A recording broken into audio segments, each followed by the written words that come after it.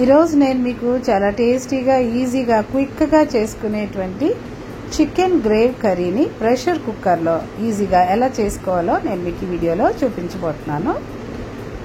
Hi friends, welcome back to my home kitchen channel. మీ అందరికీ నా హోమ్ కిచెన్ ఛానల్కి స్వాగతం.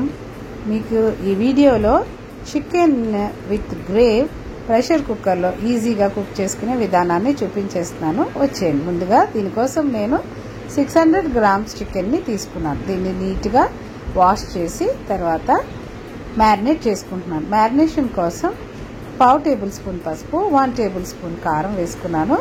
అలానే సాల్ట్ మీ టేస్ట్కి తగ్గట్టు వేసుకోండి. నేను 1 టేబుల్ స్పూన్ వేసాను.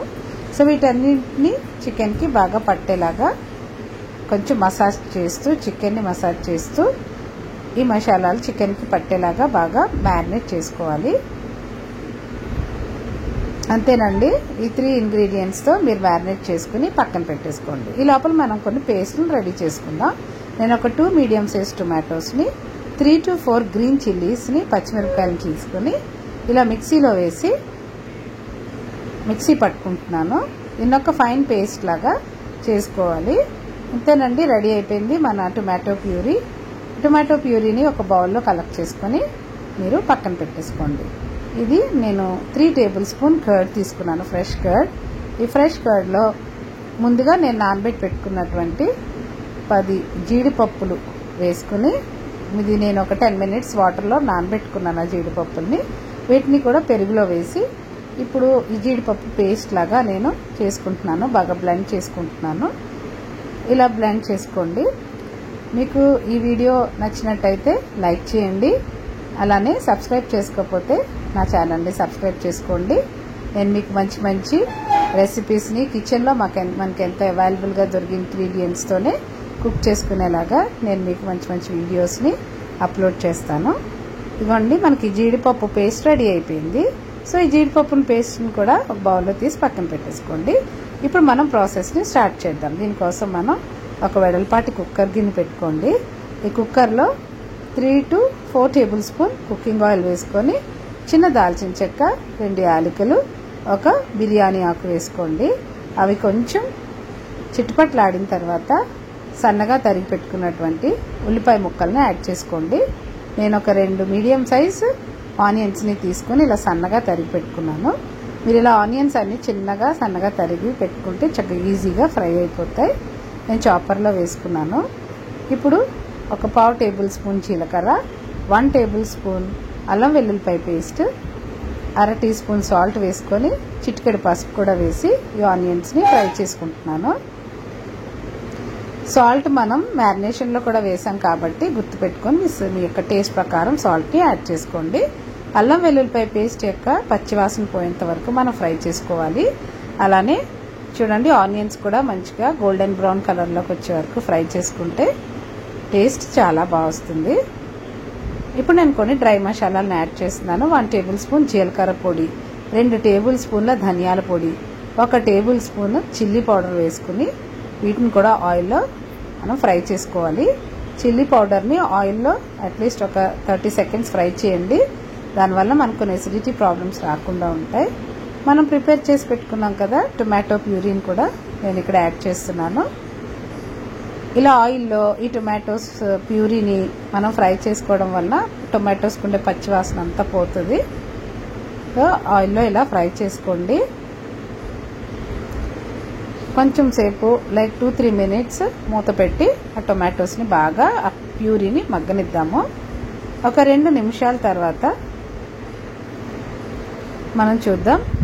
టొమాటో ఆ పచ్చి వాసన అంతా పోయి ఆయిల్ కూడా చక్కగా వదిలేసింది కదా. నేను ఒక కరివేపాకుని యాడ్ చేసుకున్నాను.